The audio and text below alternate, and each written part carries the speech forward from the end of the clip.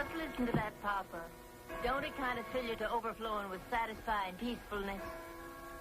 It sure does. Don't gawk, Lucy, dear. Harold's most probably inside waiting for you.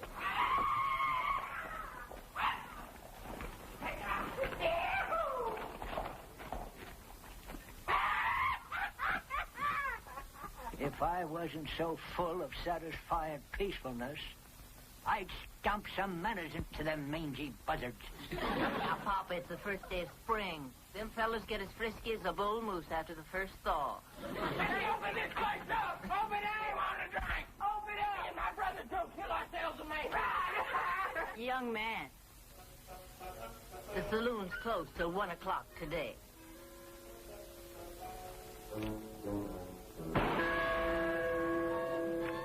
1 o'clock?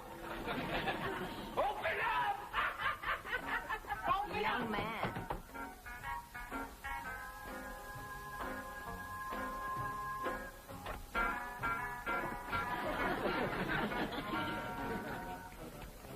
Now, boy, you put a nick in our church bell. Did we?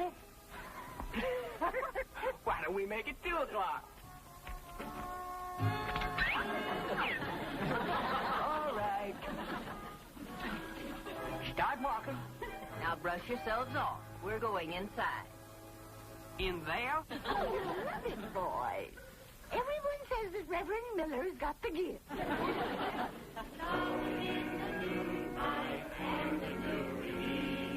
Waiting for the harvest, and the time will reaping. We shall come rejoicing, bringing in the sheep. Bringing in the sheep. We shall come rejoicing, bringing in the sheep.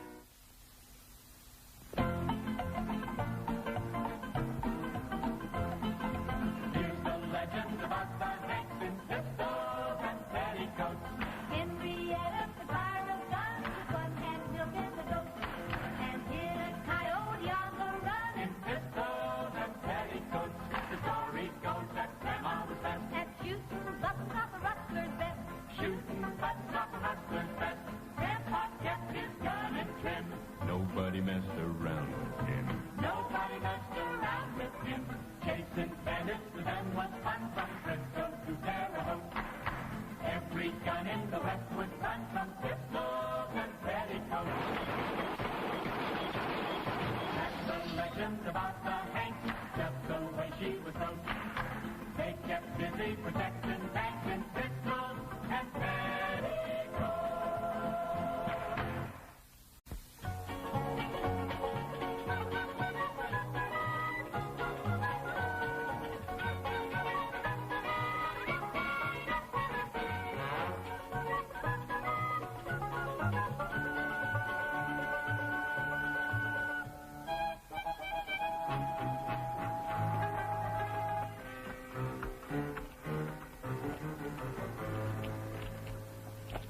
There he is now with that girl. Not now, Rafe. This murder's got to be done legal and above board. Hey, hold on, you two. Well, look who's wearing a badge. Sheriff Sikes, boy. That's right. And I'm running you out of Wretched just like my daddy ran you out of Deadwood. You ain't welcome here. And if you show up again, I may have to take official action. And that goes for your brother Ike, too. Ike's liable to be all cut up about this. Ain't that right, Billy? He's got such tender feelings. He most likely ain't going to believe it till he comes to town and hears it from your big fat mouth himself. I'll be glad to oblige him. You tell him that I'll be at the Hanks for dinner tonight. No use making a trip for nothing.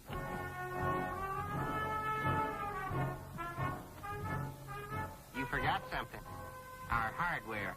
You can never tell when you got to kill a snake. Or some other varmint.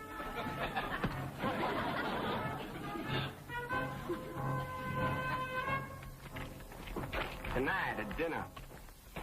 Make that after dinner. Harold, I heard the Blanton brothers are not to be trifled with. Lucy, I don't aim to trifle. I can back my words up with bullets, if necessary. Oh, I must have left my guns on my desk on the office.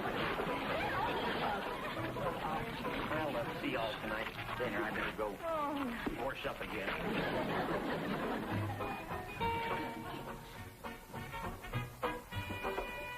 Andrew! Oh, enjoyed your organ music at the service, Clarence. How are things at the undertaking parlor? Quiet. You meet a lot of folks, but there's nobody to talk to. Andrew, I want to go into business for myself. Oh, no. A second undertaking parlor wouldn't draw flies. No. I've got my eye on that disreputable-looking corral. It's up for sale. Oh, that's been for sale 8 years. Condemned for 6. I want to scrub it, paint it, and turn it into the plushiest corral west of St. Louis. And I only need $20 to close the deal. Think of it, Andrew. Elysium for $20. No need to cry about it, Clarence. I reckon I can spare the money. Effie? Give me $20. Clarence here needs a loan to go in the corral business. Turn around, Clarence. Pin under the blue one on the yacht. Right there. Here, I'll help you. $20. Here you are. Thank you. Thank you. You have invested in beauty.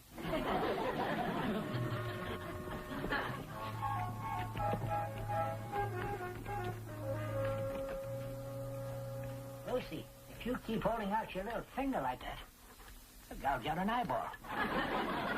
Yes, Grandpa. Tell me, Harold, what caused the bad blood between your papa and the Blantons? Now, the Blantons were always rubbing Daddy the wrong way. They'd go out carousing, stealing, rustling. Nothing you could really put your finger on. Just enough to keep Daddy riled up.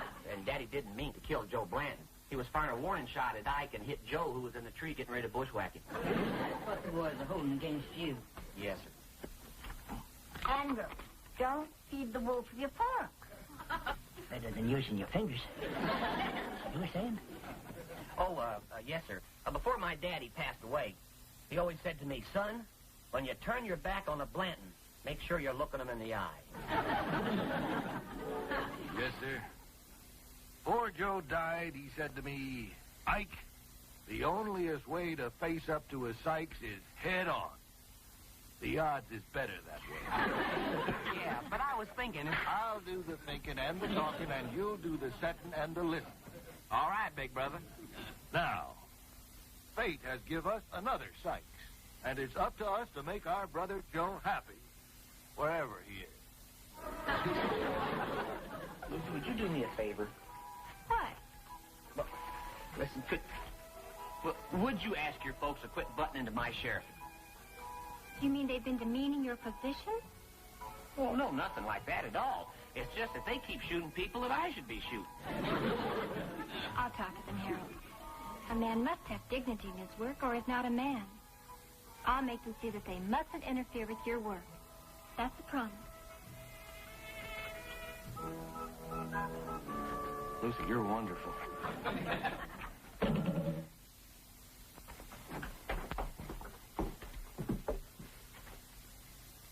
How long are we supposed to stay before we read it? Sheriff dies. That's funny. Don't say if it's by shooting or hanging or poisoning or...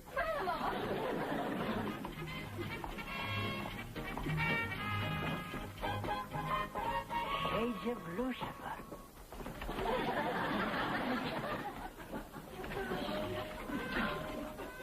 Well, Andrew? Puts the undertaking parlor to shame, Clarence.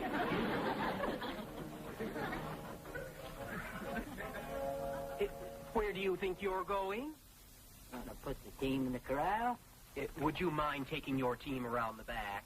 What's the matter? Aren't the stables finished yet? Oh, yes, it's lovely in there. But your horses will spoil the color scheme. What about him? Ain't he a horse? Yes, but he doesn't clash. Hi, Lucy. Hi, Harold. Hello, folks. I'm just making my round. Hello, Harold. No word from the Blantons? No, ma'am, not for nearly a week now.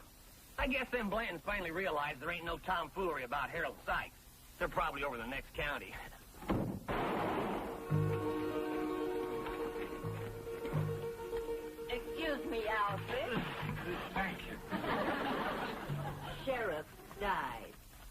p.m. Tuesday, O'Day Corral.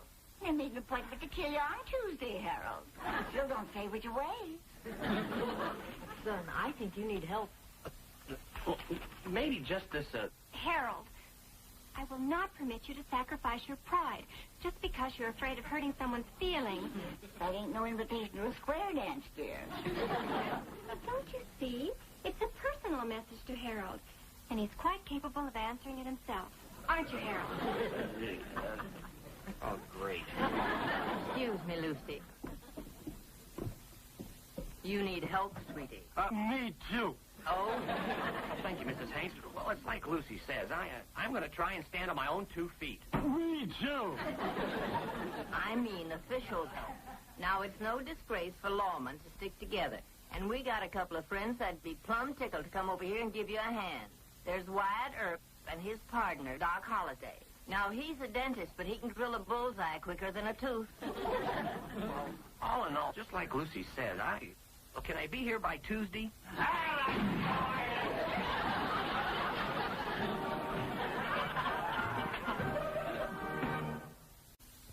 Don't let him shoot till I get back. I don't trust him. Now, don't be nervous, Harold. Just squeeze the trigger.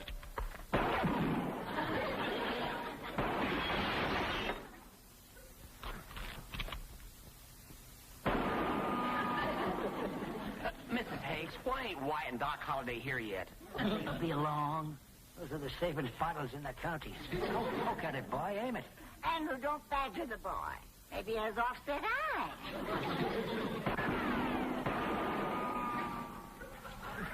Oh, quit looking so worried, Harold. Wyatt and Doc will be along any minute. Maybe you're right.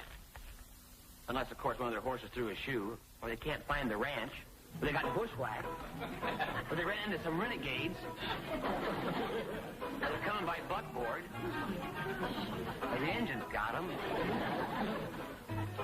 unless they missed the stagecoach, or they didn't get the telegraph, or they got sick, or they didn't remember your name, or they fell down a well.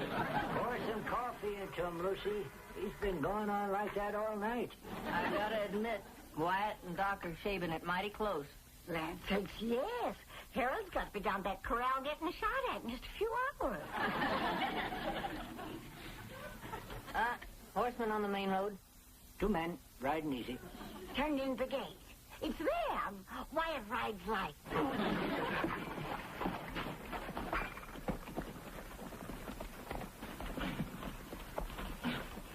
I reckon you're the young man that needs assistance at this corral affair? Yes, sir, Mr. Earp, sir. And now that you're here, I'll ride back into Rich and get things ready, so us lawmen can teach them Blantons a lesson. See you all at the corral. What?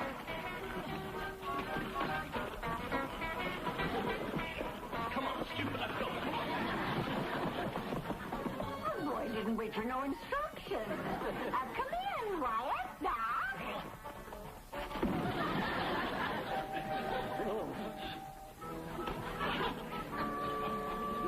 You all right, Doc? Quite. Except for a bruised clavicle, the medicine for which I have right here. You ailing? Oh, no.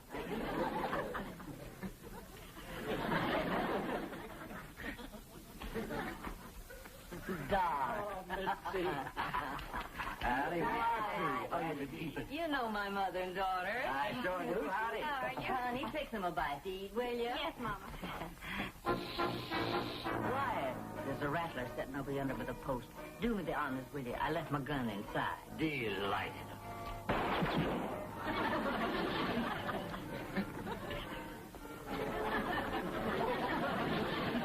I reckon I've been nailing too many reward posters this here gun. I'll get it.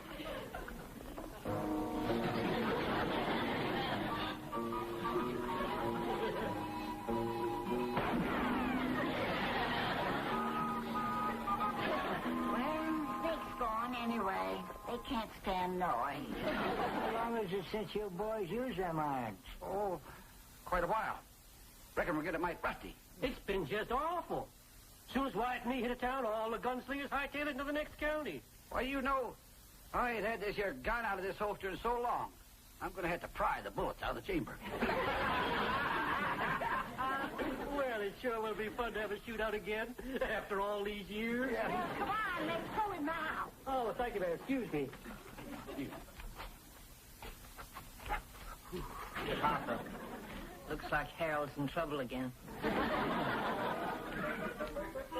Well, Doc and Wyatt will be just about getting into Wretched now, so I guess we'd best get started. I was hoping we wouldn't have to go into town, but from the looks of things, poor Harold hasn't got much of a chance. What did you say about Harold not having much of a chance? Oh, you got it all wrong, Lucy. We said that ain't nobody can fill Harold's pants. Then why are you all going into town? Well, for my fancy cologne. Florida water's in from the east. The kind that makes you smell rich and dainty. Well, don't look at me, child.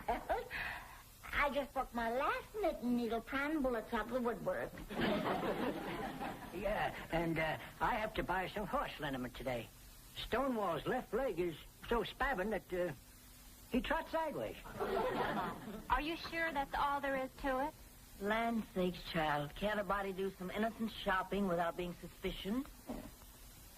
Then you won't mind if I go along with you. Not at all, dear. Not at all. Mr. Kitzenbach, don't forget, sir, 3 o'clock, there's going to be bullets flying. Better put the high-priced stuff down on the floor.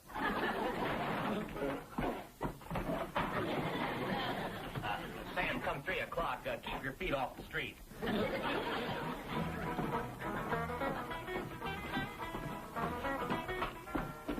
Mr. Hennessy, don't forget, come 3 o'clock, there's going to be a lot of bullets flying, so keep your customers inside.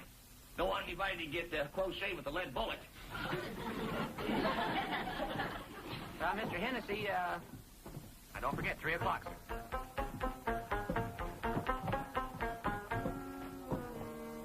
No, better get off the street.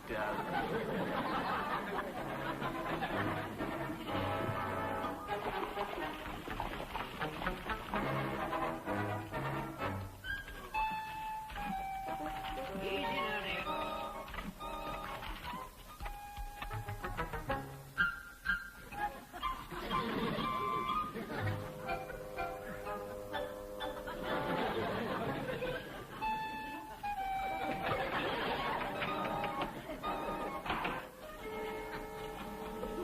It's a calamity having one of those primitive gunfights right here, while they'll make a positive shambles of my corral. Can't you stop it? No, Clarence, don't worry needlessly. Wretched is in safe hands. Sheriff Sikes has real professional help. I know. I just seen them. Can't you stop it? Nope, we just come to shop. Well, hi, folks. Lucy? Oh, hi. You better find some safe shelter. You too, Clarence. I better go get the liniment. Henrietta and I'll be in the Paris department store if you need to steer.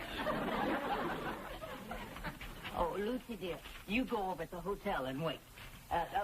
We'll come and get you just as soon as Harold tells us it's safe. Yes, Harold. Do like your mama said. Now, get over to the hotel. Go on, hurry up. Oh, my. It's almost 3 o'clock. Oh, yeah. Sheriff. Sheriff? Huh? Shouldn't you ought to be wearing guns?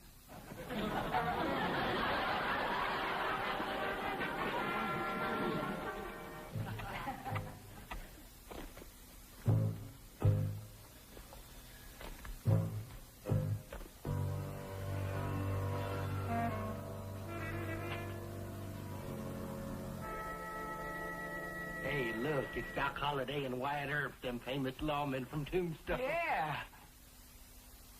Them's the best gunslingers ever was. Ah, they're past their prime. It's just a couple of washed-up old men. I'm scared. Let's head for the border. We called for this here showdown, and we got our reputation to uphold.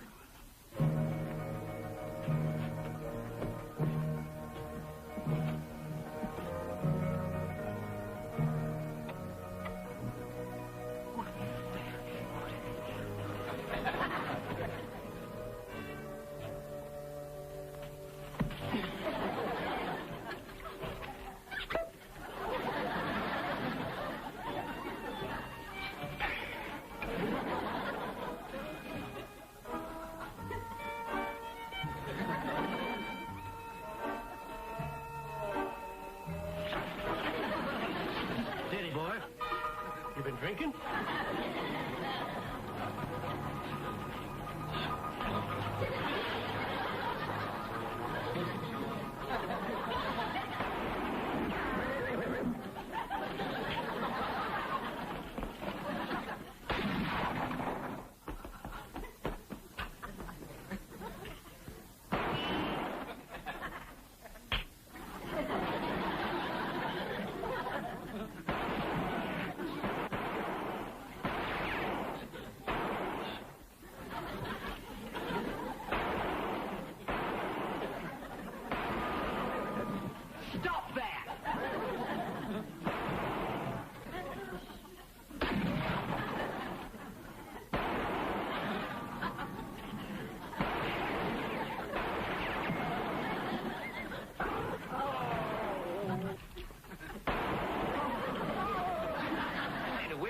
Ain't nobody been hit yet.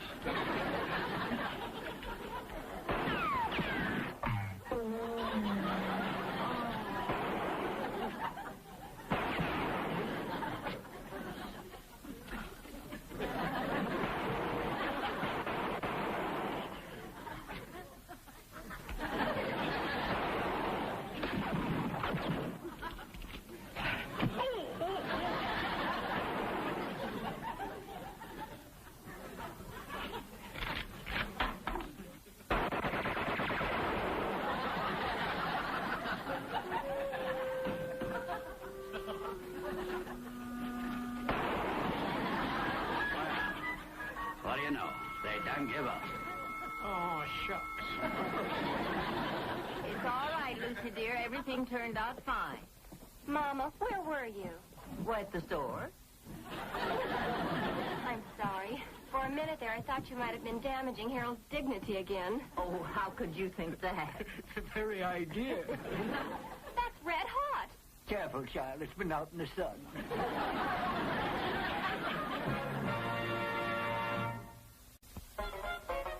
Well, can't tell you how grateful I am, Wyatt. Anytime you're in town, be the Hank's guest. Thank you, ma'am. Mr. Earp, I'll never forget what I've learned today. That's right. Never be ashamed to ask for help when you need it. Adios. You know where to find me. Farewell, ladies. Keep your chin tucked in. It's better for your bite. Bye. Bye.